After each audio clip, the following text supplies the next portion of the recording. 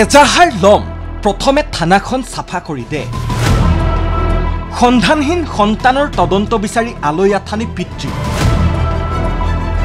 বশিষ্ঠ থানাৰ চৌহদ চাফা কৰিবলৈ দিছিল এজাহাৰকাৰী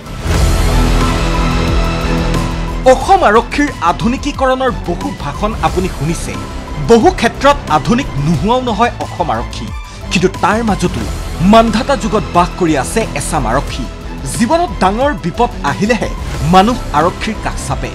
বিপদত পৰা মানুহক আৰক্ষীয়ে থানা চাফা কৰিবলৈ দিয়ে বুলি ক'লে আপুনি নিশ্চয় বিশ্বাস নকৰিব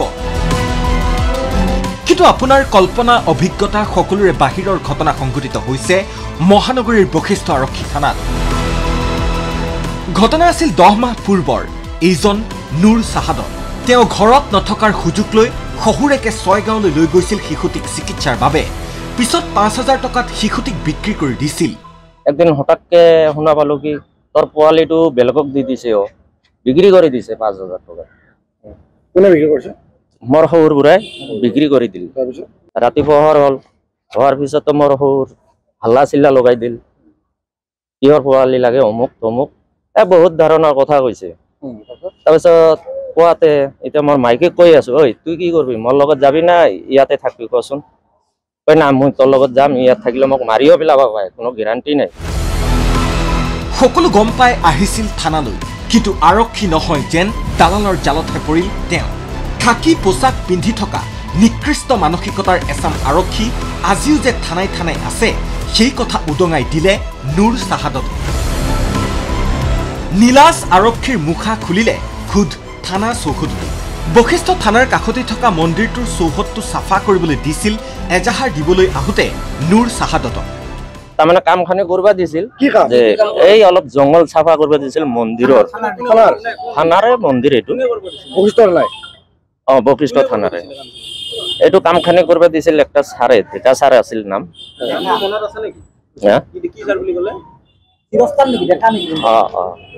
যিনা হওক মোক কৈছে যে ভাল কৰি দি মই তোৰ কামটো কৰি দিম দে কোন আছিল সেইজন ডেকা ছাৰ কামত লগালে ঠিকেই কিন্তু সন্তানটি উদ্ধাৰ নকৰিলে আপুনি জানি আচৰিত হ'ব যে 5000 টকাত সন্তানক বিক্ৰী কৰা বুলি এজাহাৰ দিয়াৰ পাছতো গোচৰটো ৰুজু নকৰিলে বশিষ্ঠ আৰক্ষী থানাই তাৰ বিপৰীতে থানা চৌহদ চাফা কৰাৰ পাছত খুন্তলি থানালৈ পঠিয়াই দিলে নুৰ চাহাদতক থানাত আহিলো থানাত অহাৰ পিছত এই এজাহাৰ লেখা তাৰমানে মইতো মূৰ্খ মানুহ নাজানো ইয়াতে আহিলো অহাৰ পিছত মোক কল কি তুই চনতুলি থানাত যা তাতে গেলে কামটো ভাল হ'ব মোৰ চিনাকি মানুহ আছে তাতে যা ভাবি চাওক এয়াই জনহিত জনসেৱাৰ নামত শপত লোৱা এছাম দগাবাজ বুলি আখ্যা নিদি নোৱাৰা আৰক্ষীৰ চৰিত্ৰ কিমান অমানুহ হলে এজন আৰক্ষীয়ে এনে কাম কৰিব পাৰে ভাবি চাওক সমগ্ৰ ঘটনাৰ তদন্ত কৰাৰ আশ্বাস ডিচিপি মৃণাল ডেকাৰ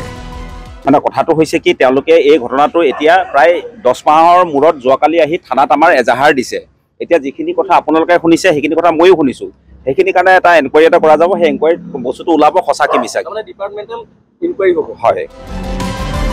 অৱশ্যে সকলো আৰক্ষী বেয়া নহয় অভিযোগ পোৱাৰ 24 ঘণ্টাৰ ভিতৰত বশিষ্ঠ আৰক্ষীয়ে 11 মাহ পূৰ্বে বিক্ৰী কৰা শিশুটি উদ্ধাৰ কৰাৰ লগতে শিশুৰ বিক্ৰেতা আৰু গ্ৰাহক দুয়োকে গ্ৰেপ্তাৰ কৰাত ধন্যবাদ নুৰ চাহাদতৰ মই ইমান দিনত 11 মাহ কৰিব পৰা নাছিলো কামটো বশিষ্ঠ থানাই মোক এক ৰাতিতে মোৰ পোৱালিটো আনি দিছে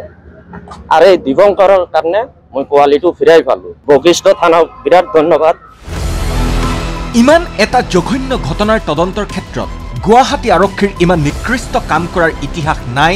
আৰক্ষী আয়ুক্তকৰণৰ পিছত আৰক্ষীৰ এটা ফৈদৰ মতে নুৰ চাহাদতে সেইদিনাই এজাহাৰ দিবলৈ নহয় থানাত হাজিৰা কৰিবলৈহে আহিছিল হাজিৰা কৰি থকাৰ মাজতহে সন্তানৰ প্ৰসংগ উল্লেখ কৰিছিল আৰক্ষীৰ আগত কোন সঁচা কোন মিছা সকলো নিশ্চয় পোহৰলৈ আহিব আৰক্ষীৰ তদন্তত ভিডিঅ' জাৰ্নেলিষ্ট পৱন কলিতাৰ সৈতে সন্তি দাসৰ ৰিপৰ্ট ND24